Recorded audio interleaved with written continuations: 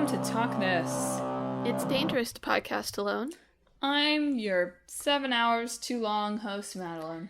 I'm your, I thought that was the ending, host Emma. And thanks for tuning into the show.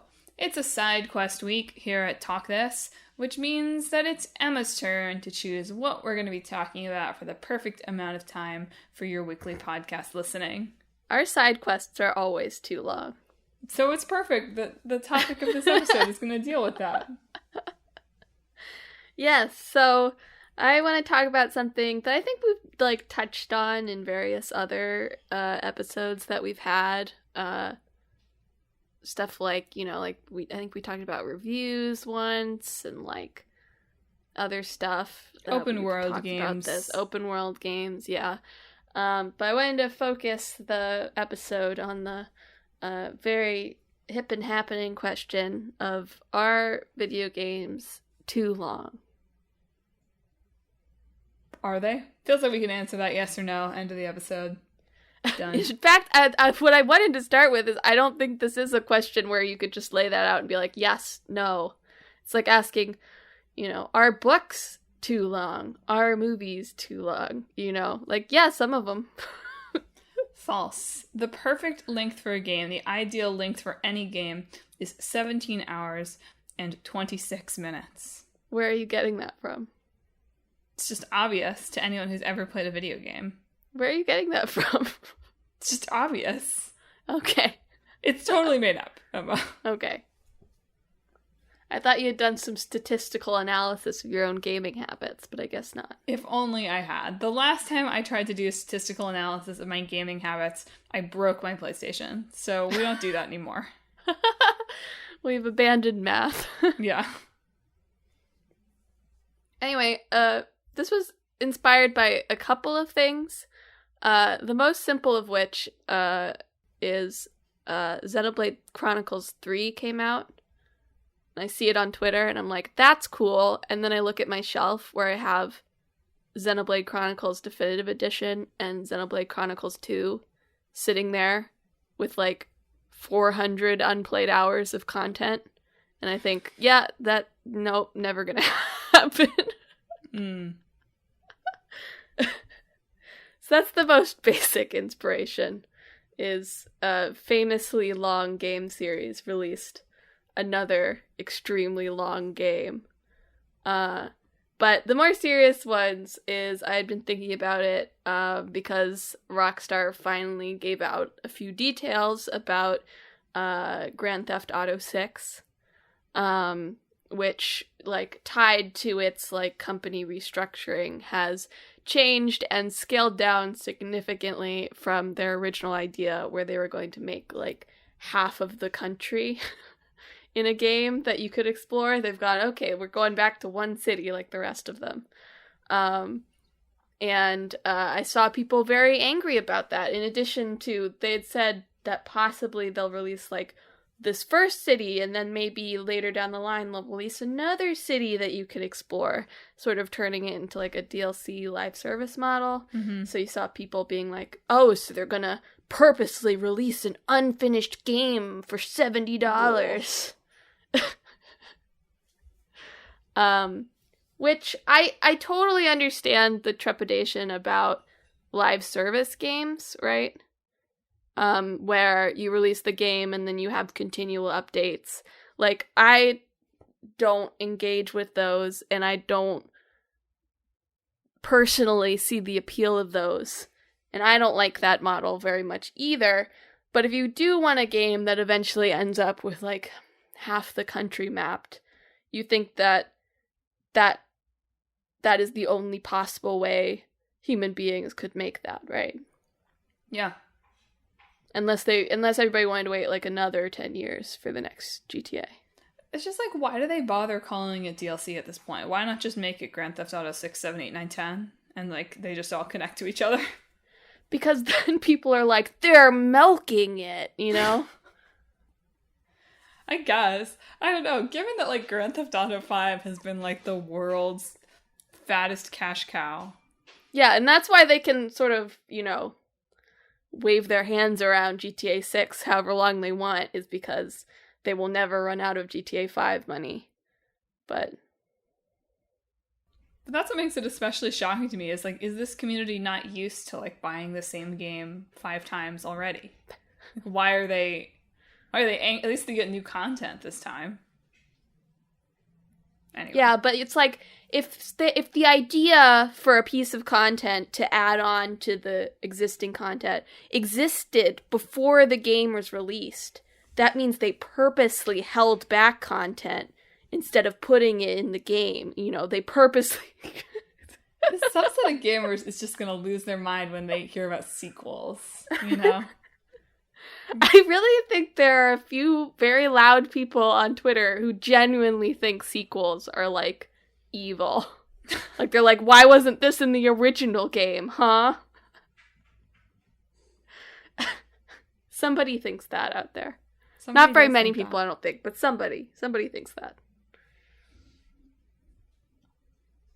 So it was that, and also there was this game released recently called, oh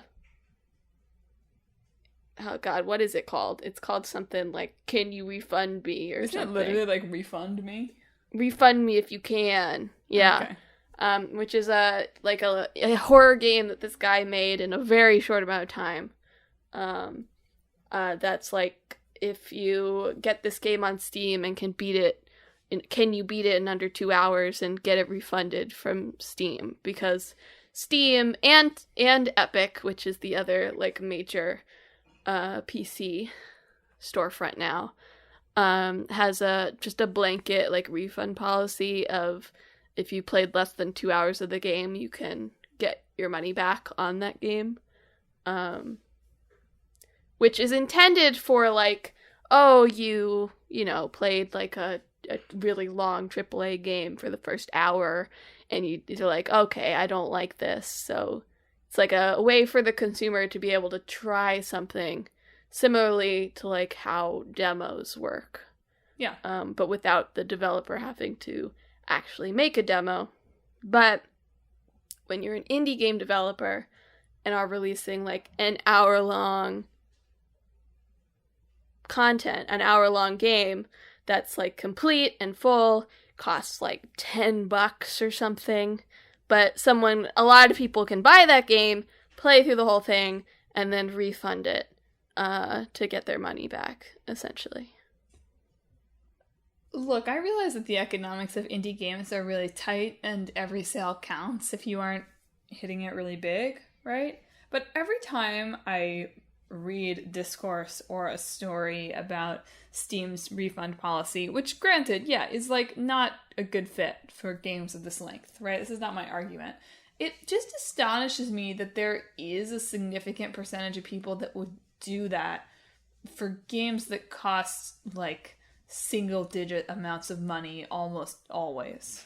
It's an issue for like small artists, small music artists, and small book writers as well. I've seen that people refund their book, and sometimes like they'll owe the service hosting it money by the end of the month because of like processing fees, right? Instead of making money off of it. So yeah, this does affect the bottom line by a lot. It's just like, who are these people? You know, you finish it, you're like, well, I can get my money back. Why wouldn't you if you're someone I don't know, you're someone thinks who, like, from a profit angle. Lives in a society? I don't know. Like, I get that it's easier to do like a whatever. Who among us hasn't taken advantage of Guitar Center's lenient return policy to get music stands that you needed for a theatrical reading, right? Who among us shall cast that first stone, right? But I just sort of can't imagine, I don't know. Obviously people do it. It's just hard for me to imagine the person that's like, yes, I've found this 1 hour crafted indie experience. Like, I have awareness of indie games, but also I have no respect for the development team and just the social contract that we enter into as members of a capitalist society. And I'm gonna refund that $2.99. that I paid. Yeah.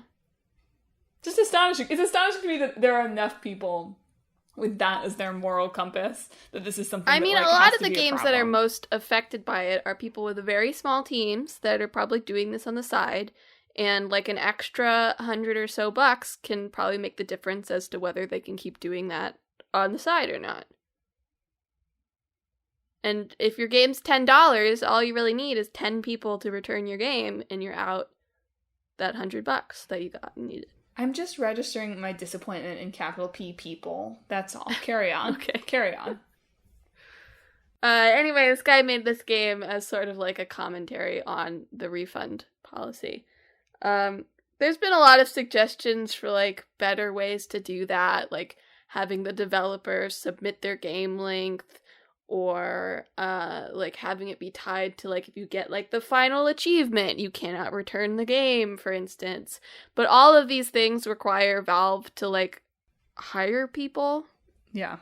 So obviously they won't do that. Where does all the Valve money go? I mean, it probably costs a lot to maintain Steam. I'm not, like, it probably costs a lot to just keep that running and working good. And to add new games to the site, you know, and servers and stuff like that, probably. Of course. But they certainly do not spend the money on, like, moderation or, I guess human resources isn't the right term, but, like, developer outreach, I guess, or anything like that. It seems like it mostly goes to the, you know, the technical running of Steam. Sure. Valve also loses money when people return things. No, of course. So it's not like they're, like, making out like thieves from this, but generally they are big enough to handle a few, like, missing dollars from their cut. And an indie developer is probably not. Fair enough. There was also some discourse, you know, around Stray, and everyone's grandma's favorite game, Stray, about length as well, which I had sort of assumed was the genesis of this topic, but it wasn't. No. But yeah, are games too long? And the flip side, are games too short? Emma, weigh in. I mean, obviously when assessing something, like, it is specific to the game, right? When you're assessing it. That's a nuanced take. When you're assessing it from, like, an artistic, quote-unquote, perspective, when you're, like, critiquing it, whether a game is too long or too short is something individual to the game, right? There are games that earn their length, and there are games that don't.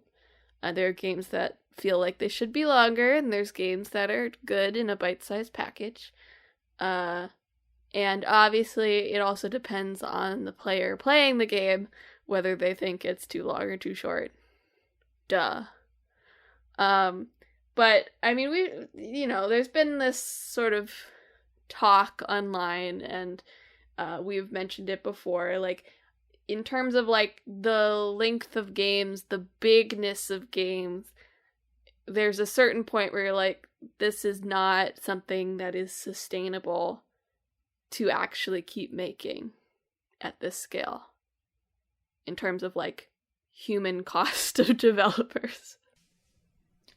Especially when it's not universally beloved, right? It would be one thing if everyone was sort of like, yes, we are all united in games should be bigger and more detailed and better and take me longer to complete, right? Like, it'd be one thing. To be honest, I'm not even sure that's the case.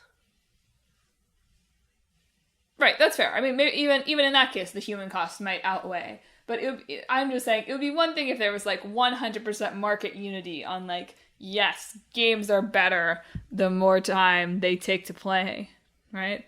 And then it would be like, okay, like, this is what the people want, so we gotta figure out how to do it, if it's possible, right? But, like, that's sort of, like, not... I mean, there's certainly a subset of the market that wants that, and we'll talk about the same generational and socioeconomic breakdowns on this episode. I'm sure that, like, literally every other article that ever talks about this talks about. That was one thing that shocked me. Not shocked me, but surprised me as I was researching this. I was like, how are there like 20 articles on this that say like literally the exact same thing over and over and over? Like, there's nobody had a surprising take on this. Mm-hmm. Everyone's take was the same take. And I'm here to provide that exact same take. So, all right. Aren't you excited, listeners?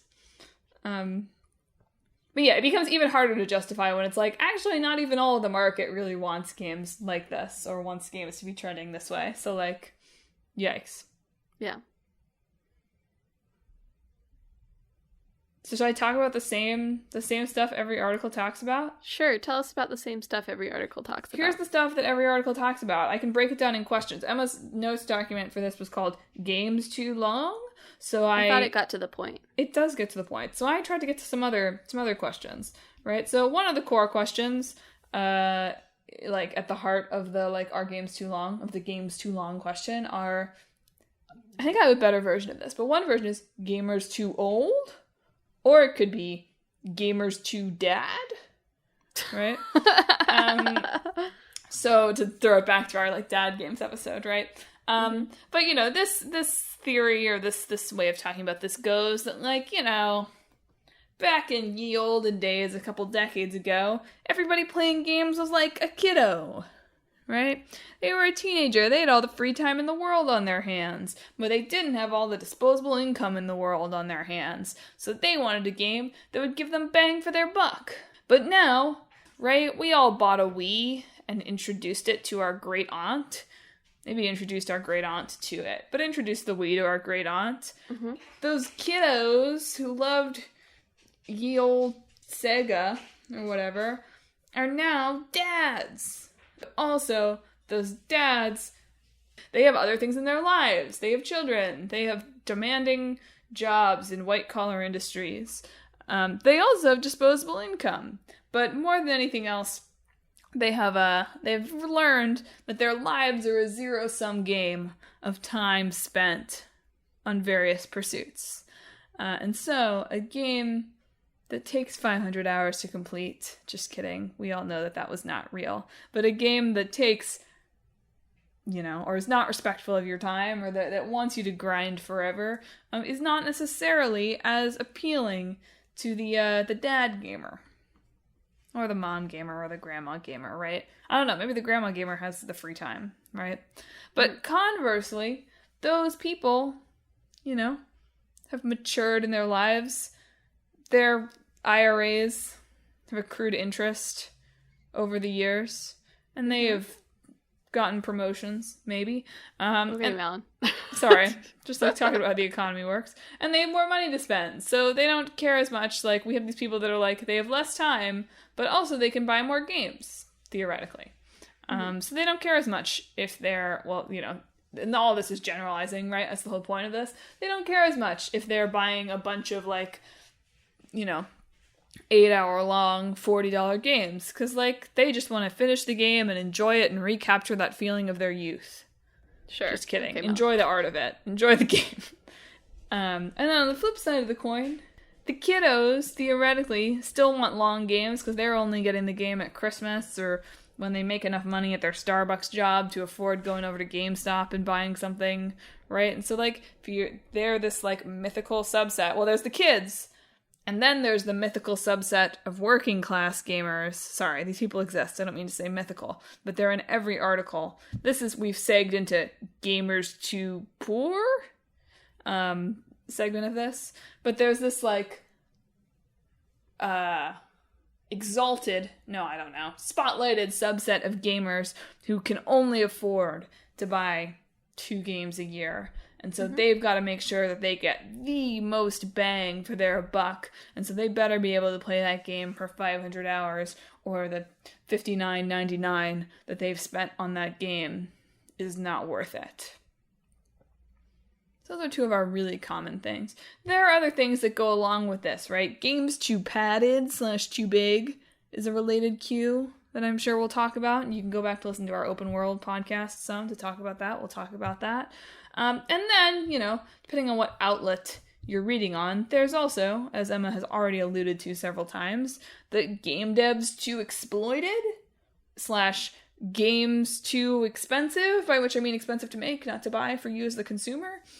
Those questions often arise depending on the kind of angle of the take that you're reading.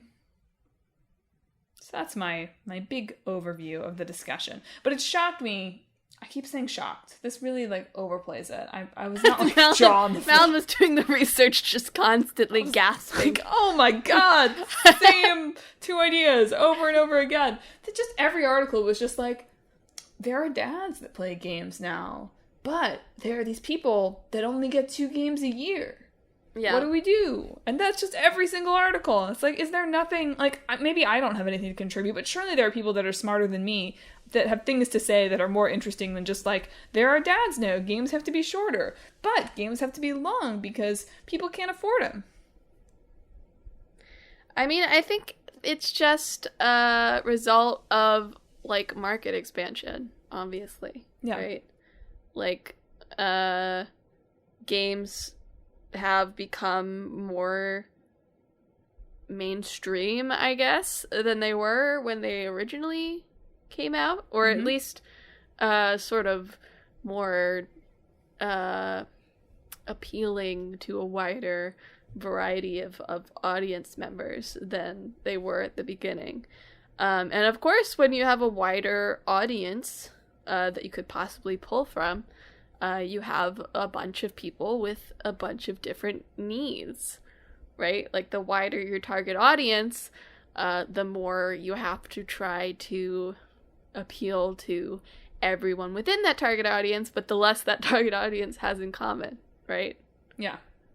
Like, you're really small. You could make a very, like, small indie game focused entirely on, like, you know, 20s Indian woman. That could be your target audience. And if it's focused on that, you're probably pulling in a great number of that audience because you made it for them, right? Mm-hmm. But that audience is smaller than just people who play games between 20 and 50 years old. Yeah. Who have much less in common and therefore are harder to directly appeal to. And so you have to balance the desires of all of those audience members. And of course, what's tricky is that some audience members are louder than other audience members. I think that's how we end up in this conversation over and over again. Yes. There's definitely a large subset that uses game length as sort of like a marker of how much money they should spend on something. Like that, like, it's such an easy point of data, right? Yeah. Like, you could read reviews that say, oh, this game is good, you know, it has interesting things going on, but that's like a subjective opinion, right? But you can go on How Long to Beat and it says the average player takes 60 hours on this game, and you think, okay, $1 for 1 hour. That seems like a good deal. And you can sort of apply a mathematical logic to your purchasing decisions. That doesn't necessarily make sense the more you think about it, but... There's just literally no other form of artistic media that we pay for in that way. Which is what's so interesting to me. It's like, books, a little. Like, maybe. That seems to be more about the materials in them than anything else. Yeah, books have more variable pricing than anything else. Yeah. But that, I mean, to me is, like, pretty clearly delineated between, like, hardcover and softcover. And, like, is it a tiny children's book versus is it, like, an adult fantasy paperback, right? Yeah. Like, of course there's variation in that. But no one...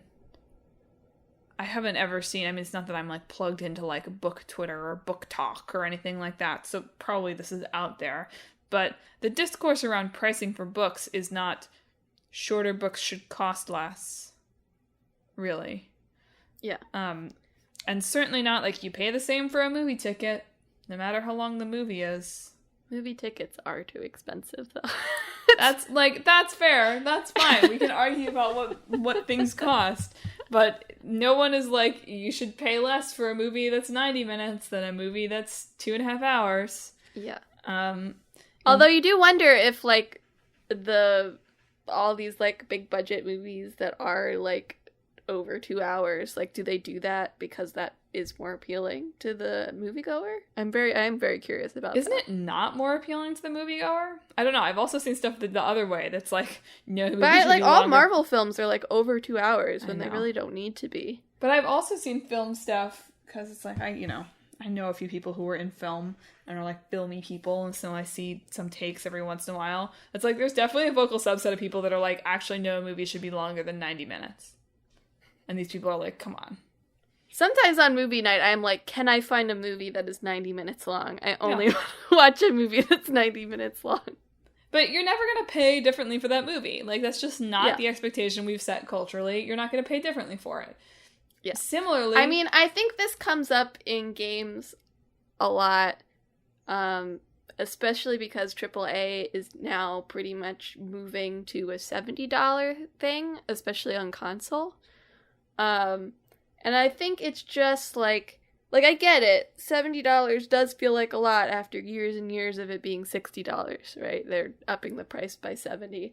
But also, oh my god, games are so expensive to make. You know? Yeah. I mean, even if you were just going purely with, like, inflation right now, right? Like, that's just what the dollar... Like, you don't even have to talk about, like, the cost of games being... Like, even if the cost of games had stayed the same, I think the buying power of the dollar is such that, like, it would be reasonable for that price to go up. Yeah, I mean, it sucks, because I know I'm paying $10 extra and is not going to the places it should go, right? Yeah. I don't have any faith in that. But I do at least see why it would be a necessary step, even if it was going to the correct places. Because if you make a game like The Last of Us 2, which isn't even a particularly long game, like... It's maybe too long of a game, if you were to believe every article about this is about The Last of Us 2. Is it just because Jason Schreier did that tweet and everybody was like, I've got to have a take on this now? Probably. It might be that, yes. I would say, well, at least I think it feels longer comparatively to the first game. It's like 10 to 15 hours longer than the first game. So that's one thing, is it has like a very neat comparison point that shows how much longer it is. But I would characterize The Last of Us 2 as a big game more than a long game. Although, I don't know, 30 hours is kind of long. Maybe. Like, it might be, but it's never going to get categorized that way by people that are, like, looking for a long game. So, yeah. In some ways, it feels like it would be impossible to make The Last of Us 2 that's, like, 70 hours long, because you look at it and you're like, money. Yeah. Look at the money that is in this game. Like, I was thinking about, like Fire Emblem Three Houses. Like, looking at one cutscene of The Last of Us 2, how many cutscenes of Fire Emblem Three Houses do you think they made in the same amount of time for the same amount of money? You know? Yeah. Using, like, their PNGs wrapped around a sphere and, like, their flat fruit. And Fire Emblem Three Houses is a much longer game than The Last of Us Part 2, but I imagine it was similar, if not shorter, in development time. It seems reasonable in terms of the zero-sum game here. Yeah. Yeah. So, when we're thinking about, like, game dev quality of life, it's more about the bigness of the game, necessarily, than the length of the game. You can have games that are very long.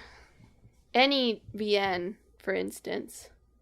And there's a lot of work going into the writing there, and probably a pretty large amount of work going into art. But otherwise, that's a much simpler sort of game to make than something like The Last of Us Part 2 that requires, like, I don't know, hundreds of hours poured into, like, how Ellie's hair works.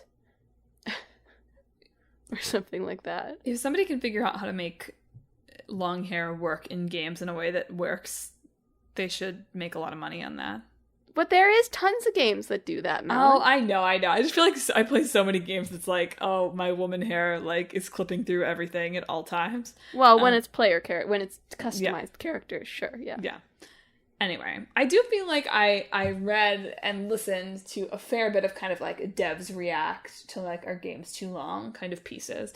And so many of them were just like, yeah, like, making a shorter game doesn't mean it, like, takes less time to make, right? Taking a game and being like, actually, we're going to cut it in half, doesn't really save you time because so much of it is in building the systems, right? Yeah. So, like, to a certain point, of course, like, a longer game will take more time because it's longer and it has to. But so many things on any game get finished at the very last minute anyway, or get figured out at the very last minute anyway, that just shortening things, like pure shortening of things, doesn't save time. Especially if that comes, like, they also talked in these a lot about, like, you know, shortening games, it's tough to do at the, like, late stages of the situation because you've already poured all the time into creating this feature, and, like, this is Jim's scene that he did, and we don't want to piss off Jim by cutting the thing that he worked on for 3 years, right? Yeah. And so you get to this point where it's like it's this, like, sunk cost thing, you're in too deep, right? Even if you're playing through at the end as, like, the, like, artistic head or whatever that is, right? And you're like, like, actually, this whole segment kind of superfluous and bloated and draggy. It's, like, too late at that point. You kind of, like, unlike, again, almost any other artistic medium where you could be like, yeah, I can cut this chapter from the book and that sucks, I spent time on it, but I'm going to cut it. Or I can cut this scene from the movie, who cares? Or I can rewrite this middle act of the play. Not much, you're in, like, a tighter situation in the game. Yeah. I do feel like, and this is more of, like, a universal media thing, I feel like there's, like, pre-production is really important. You know? I feel like a lot of projects, I've been reading about, like, the VFX artists working on Marvel, too, right, where they're making the scenes before Marvel has approved the concept art, because they do not have time to wait for Marvel to approve the concept art, which is just, like, horrifying. Yeah. It's like, you have to put some time in to, like, plan it, you know?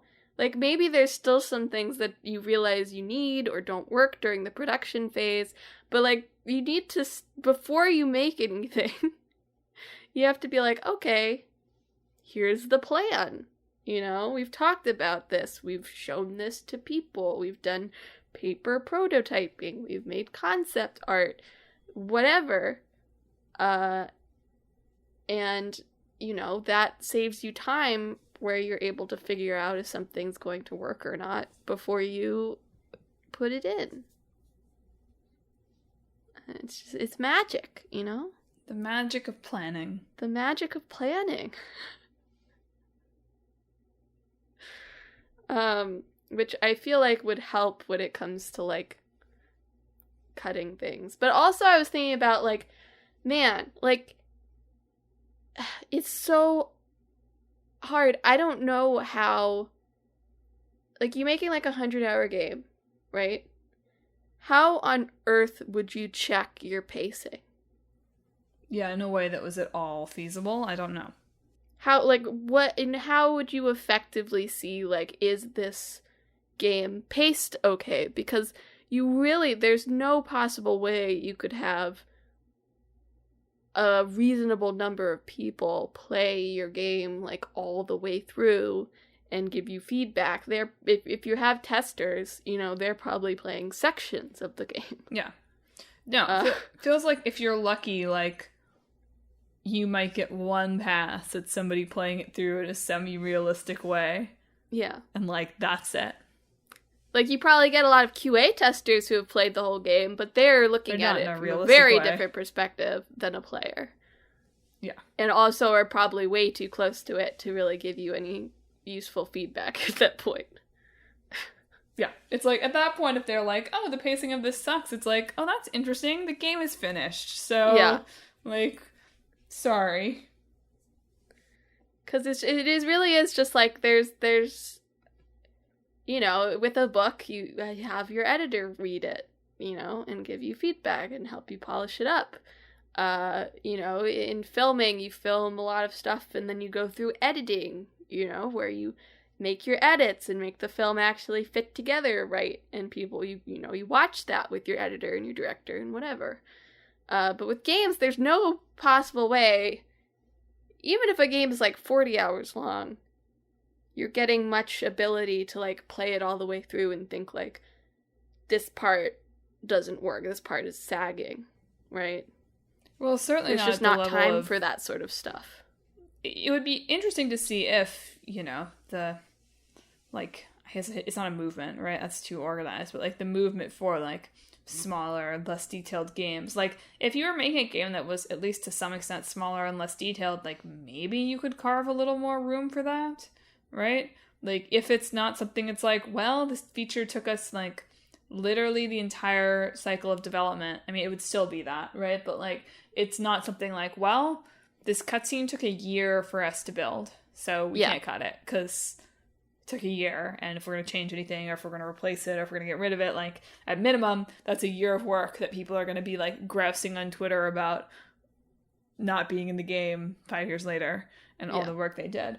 And at worst is, like, a new year of work that you have to do to replace it, right? Like, if there's a way, like, probably games would be better for having an ability to edit. I don't know, I never really thought about how, like, oh, editing, like, sort of, like, is not possible. Yeah. Right? Because you can write your whole script, right? Yeah. If for a game like The Last of Us, or any other game like that has, like, cutscenes, you know. Yeah. You can write your whole script for that, but and have people edit that. But that's not your pace. Like, that doesn't actually accurately reflect what the pacing would be. Yeah. Because there's always, you know, long stretches of gameplay in between that. And of course, you also then, like, even if you're able to figure out or, like, build a process for yourself where, like, okay, I reasonably can have somebody play my 30-hour game, you know, over the course of 2 weeks, and then, like a few times, right? And, like, talk to me about it. Like, maybe I could do that. Let's say I have the budget for that. I'm prioritizing doing that. It still doesn't account for the, like, probably vast majority of people playing your game who are going to play, like, I played, like, 2 hours, and then I put it down for a couple weeks, and then I played it a couple days in a row, and then I was on vacation, and I got sick, and then I didn't, like, even then, it becomes, and I respect that this is something that is, I won't say, like, unique to games, because I imagine, well, I don't know, it's like, do authors think about this at all, right? But it's not really something that you're going to expect to happen with a movie or with a play. Maybe with television. I mean, obviously television pacing, we're just wildly oscillating back and forth between how you're expected to watch TV. Yeah, I mean, television pacing's interesting because you have to pace it differently if you're expecting someone, like, if you're dropping a whole season at once on Netflix. Yeah. A lot of people are going to watch that over the course of a few days, not, like, once a week or anything. So obviously you're writing your TV show different if that's how you're delivering it versus if you're doing it once a week, like, quote-unquote, traditionally. Right. Which is something that I imagine must be very difficult if you're designing a game that's, you know, longer than a Steam refund window, right? Yeah. In the same way as this whole conversation is difficult because there are just different audiences who want different things. If you're making a game that's reasonably mainstream in which you, or whatever, even if you're not, if you're making a game where you expect any of those different audiences to, like, simultaneously interact with the game, right? You probably do have to guess about, like, okay, how many of these gamers are going to play it? Like, I've been playing Judgment, right? Where it's like, oh, I get really into it for a little bit, and then I put it down for a while. Or, you know, just, like, how many people are going to play it where they sit down and they play it for, like, 12 hours straight? How many people are... I didn't really buy this, necessarily, but I haven't played the game. But on one of these things I was talking about, people were... So, like, The Last of Us 2 obviously got all this kind of, like, games press, at least, chatter about how it was like kind of too long, potentially, right? And lots of reasons potentially for that. But one of the things I was listening to was like, well, maybe one of the reasons people felt like it was too long is because it's not a game that wants you to put it down, right? It's a game that you play in like long stretches, and so because of that, it kind of feels long as opposed to a game that you can really chunk up. I don't know if I buy that, but I haven't played the game, so I can't really speak to it, but I was like, oh man, like that's a factor here that I hadn't thought of as something that could affect this at all. But so many things can affect how long something feels. Mm-hmm. Yeah. I think it's just, for me, I felt like The Last of Us Part 2 was a little too long. Not because I think 30 hours is too long for a game to be, which is about how long it took me, 30 or a little bit more. But it was just paced so similarly to the first game, but also had 10 more hours than the first game. If that makes sense. Yeah. Like the structure of how it laid out events and the things that happened were similar to the way the first game did it, but without like the chapter breaks, I guess, that the first game had, and while being longer than the first game. And it felt like they needed to adjust something in the story structure there, to make it a little bit more, I guess in that way, something that would have made it more digestible is like breaking it up a little bit more. There's like 3 breaks in it, but between those breaks is a lot longer sections than the first game had. But I guess this is why it's such an interesting case study of this. Because theoretically, I mean, I don't know. I watch a lot of theater, so this is less surprising to me because I feel like theater would often benefit from not doing what I'm going to say. But like objectively, like, okay, we had The Last of Us, which, as we all know at Talk This, like invented the game narrative, right? Right. So like it invented narrative and was successful at inventing narrative. And so like objectively, it wouldn't be that weird to be like, well, this story structure worked, so I'm going to do that, but I'm going to do like just like 20% more for each section, you know? Yeah. And that should probably still work, right? 20% more. Like, it's just like a couple of more hours per section, right? Like, whatever. Gamers love that. Gamers love more. So, like, it is sort of an interesting consideration of, like, theoretically on paper, that doesn't seem like it going from 15 hours to 25 hours. Neither of those number of hours triggers my, like, yeah, that's a long game alarm. Yeah. Which is the alarm that goes off when I'm looking at games to play for the podcast. And choosing if I have like 2 options. When I look and it's like 70 hours to beat, my it's a long game, alarm goes off, and I'm like, maybe not that one for the show that's in like 2 hours from now. Just kidding. I never do that. But like, you know, of course it's at like a high percentage, but it's not even like fully, I mean, for you maybe it's doubled in length but that kind of thing. But it's like, it's not actually like that many more like life hours, right? You could probably add another week onto your playing it, maybe, if you're going to play it at a really conservative pace. Not really conservative, but somewhat a not bingey pace. But because there's, especially at Naughty Dog in the making of this game, where it's like, obviously everyone is already working at capacity there, past capacity. Yes. They have taken some steps to mitigate their culture since then. Right. They've hired producers, for example, when they were vehemently anti-producer before. So that's a good first step. I think there's been some friction with hiring them, but still. It still just feels like, and not to ding producers too much, but it still just feels like a producer can only do so much. This podcast is really, my unique take to offer is that, like, games need to figure out how to have editors. Or how to have a stronger editing process if we're gonna head off the game's too long discussion. Because, this is my major critique with theater all the time. Which also, my experience with theater, by the way, always makes me like extra angry with the like it has to be $1 an hour people. It's like, man, that is not how pricing works. That's not how pricing works anywhere else. Go buy a Broadway ticket and then come back and talk about games pricing. But like almost always things are a little better if you cut them down a little bit. Yeah.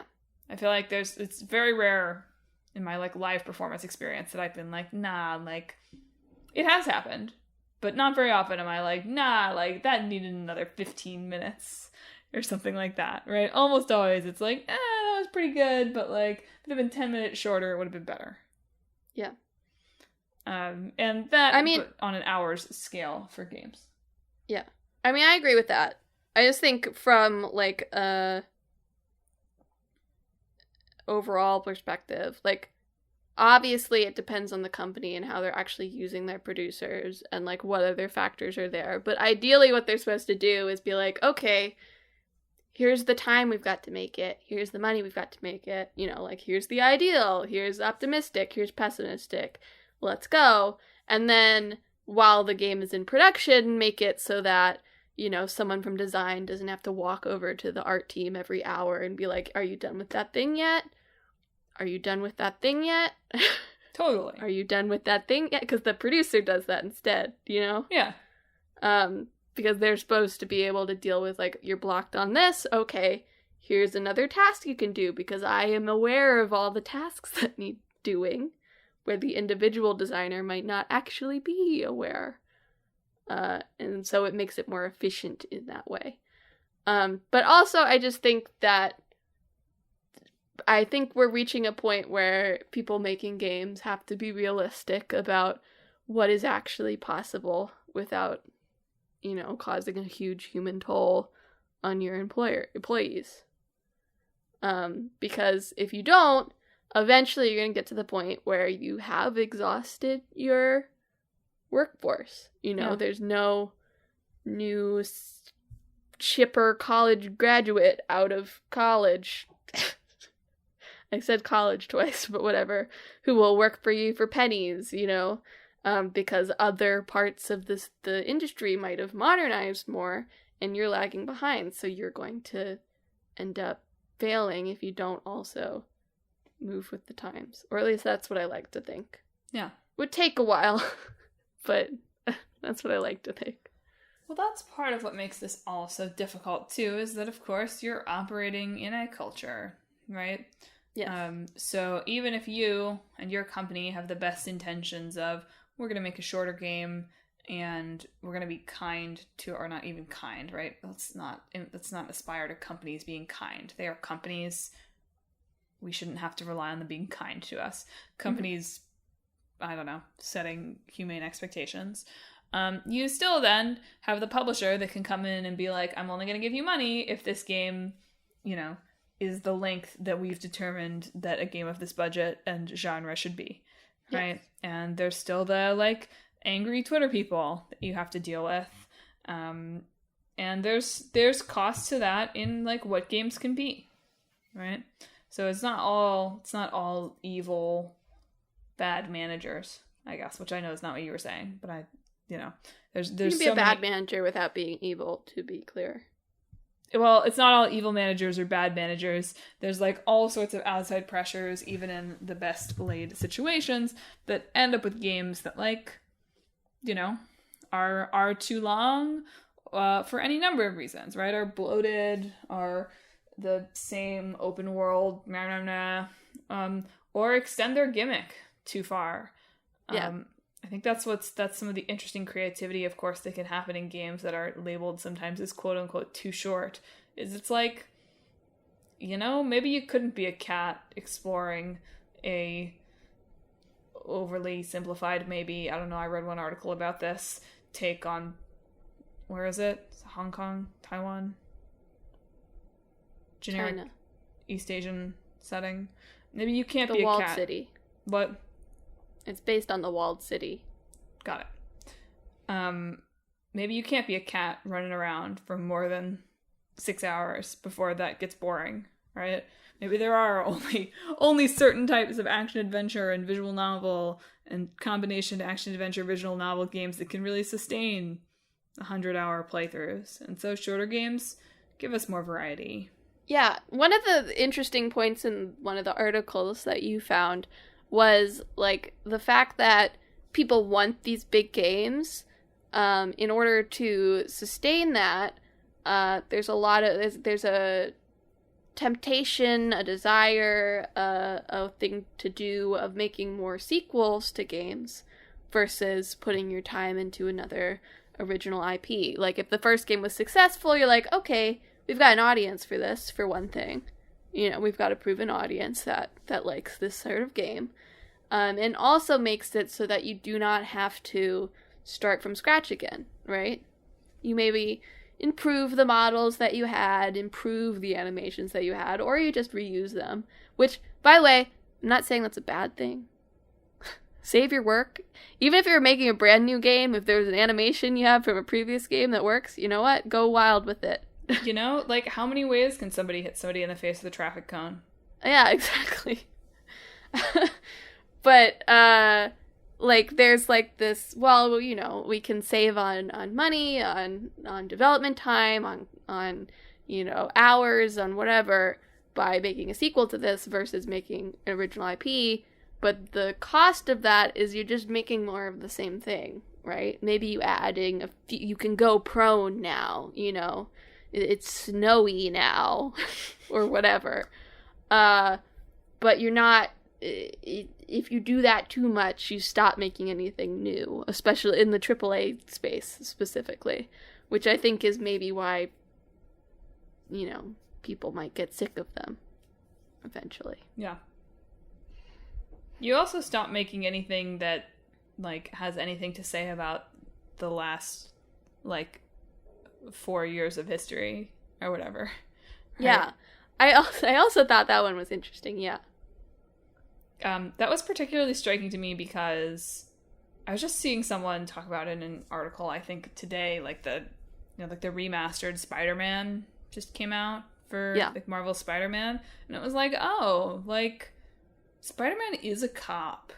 Yeah. In that, or like it's almost like worse than a cop in that game. Yeah. And it's like interesting. Like that probably was already like not a great take when the original game came out, and is like not necessarily true to like the comics. Not that it has to be true to the comics or anything, but like especially is not great. Can you hear the siren in the background? Unclear, but if you can, it's nice little touch for this. I'm doing it on purpose. But in like now coming out now is like, oh yikes, like Spider-Man in realistic New York, like setting up the police surveillance state, like, and like that's what you get when games. I mean, that's a remaster, right? Like, not that they were gonna like change the plot. Yeah, that's not what I'm saying here.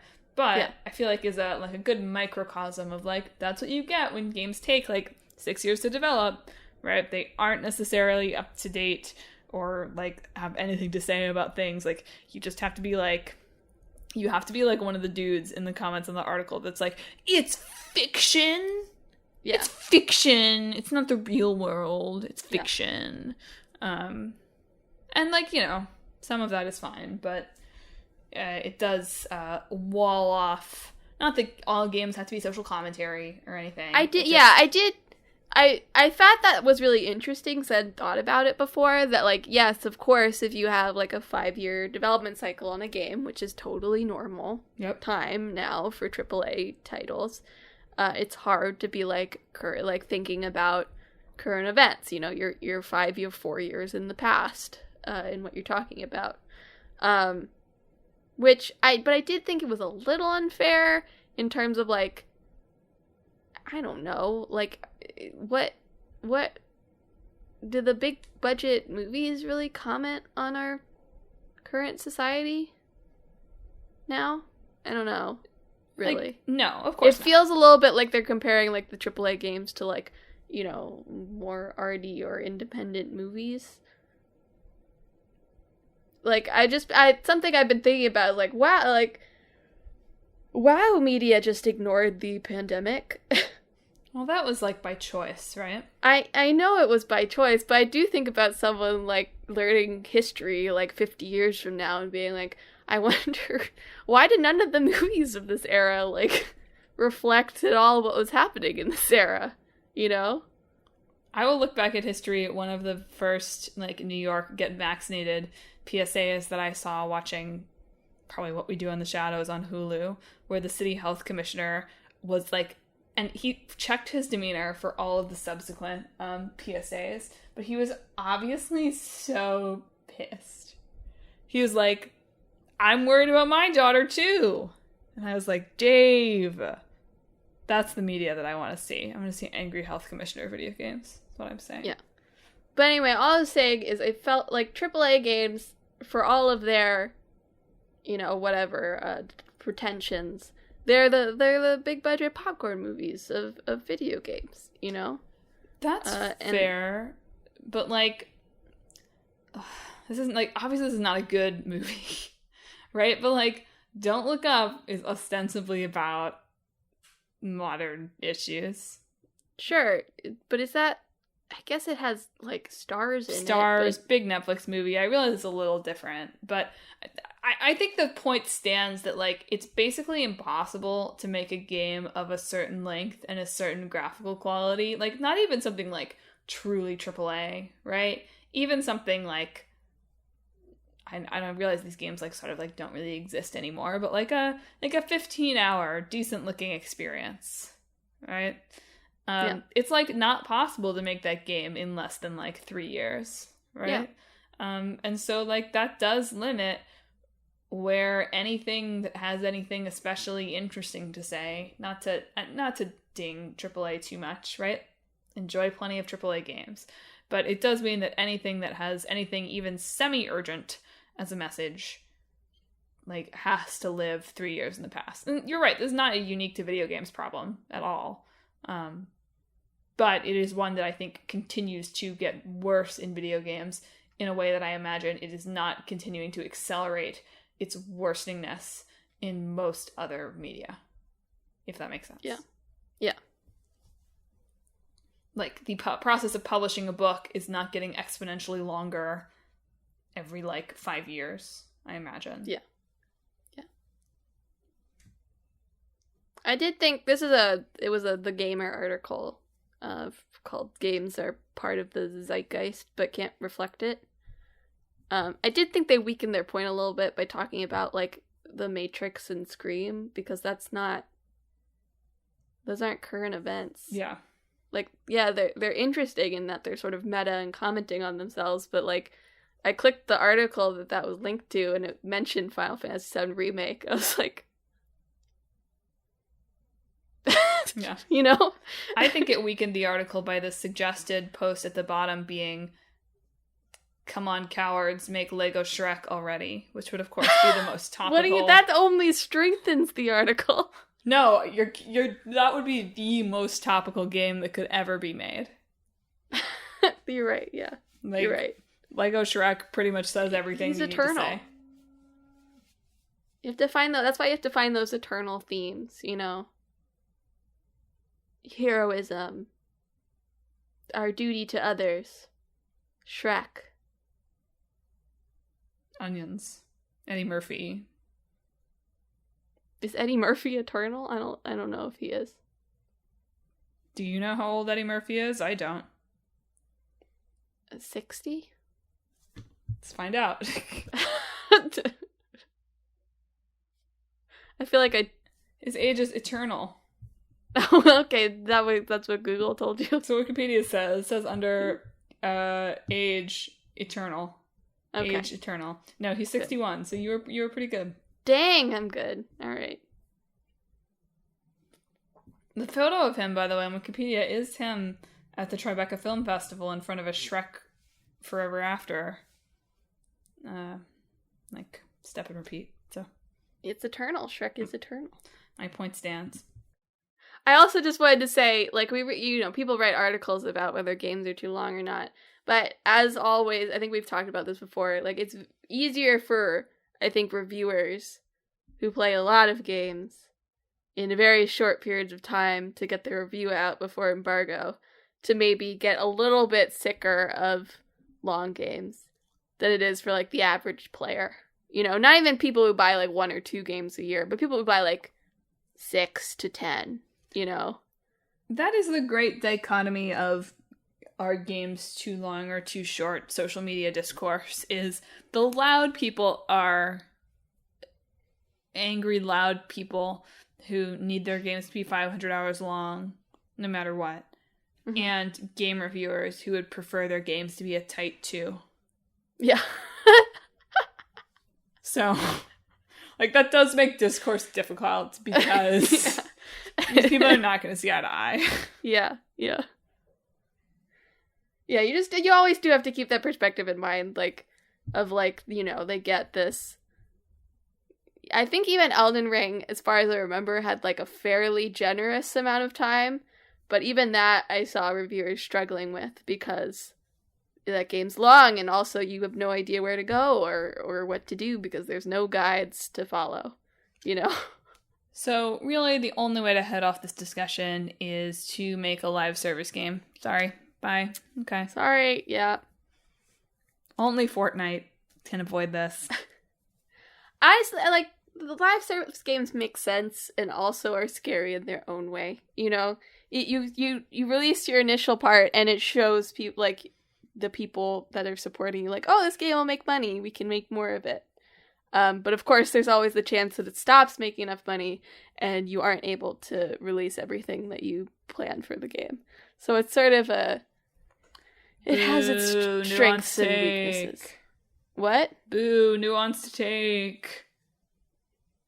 I'm just thinking about, like, Final Fantasy 15 had, like, its last set of DLC canceled because it wasn't doing well enough, I guess. Well, that's their fault for releasing an unfinished game. Oh my god. Like everyone who's ever released a sequel. Oh my god. Well, Emma, you don't want to weigh in? You don't want to weigh in once and for all? Game's too long? I more often think a game is too long than I think a game is too short. How about that? However, I did also play, like, 400 hours of Fire Emblem Three Houses. So sometimes games are the right length. There you have it, folks. I would, if they wanted to make another DLC for Fire Emblem Three Houses, I would take it. That's all I'm saying. There it is, folks. The final answer. All games except Fire Emblem Three Houses are too long. Fire Emblem Three Houses might be too short. Anyway, listeners, where do you stand on the games too long, games too short, games too big, games too small debate? Have you ever played a game and, like, wished there were 10 hours more of it? Or have you ever played a game and wished that, like, yeah, maybe there had been someone to, like, edit it at some point? Was this podcast too long, too short, too big, too small? You could weigh in on that too. But find us on social media to share your thoughts. We are on Facebook, Twitter, Instagram, and YouTube at Talk This Podcast. You can also visit our website, www.talkthispodcast.com, where you can read all about the show, check out the games that are in the hat for upcoming main episodes, and read our blog featuring long-running series, Click Good Boyfriend, Split Screen, and Emma's monthly blogs. So check those out for sure. But finally, and perhaps most importantly, if you enjoy the show, you should subscribe. We are on Apple Podcasts, Google Podcasts, Stitcher, TuneIn, Spotify, Pandora Podcasts, online and on the app, Overcast, Pocket Casts, really anywhere that you can find podcasts, you can find Talk This. Next week, Emma. We're talking about Radiant Historia and Back for Blood, which I remember because you said nothing bloodier than history, and I said, that's right. Look forward to me making that exact same joke without realizing that it's a joke that we've repeated on 2 episodes of the podcast in a row next week. Look forward to it. And then after that, it'll be our What Have We Been Playing These 6 Weeks episode. I will do my best to have a more interesting report than I did last time when I was like, games? What are those? So hopefully look forward to that. Do my best. Try and do some gaming. Gamer girl. So that's what's coming up on the podcast.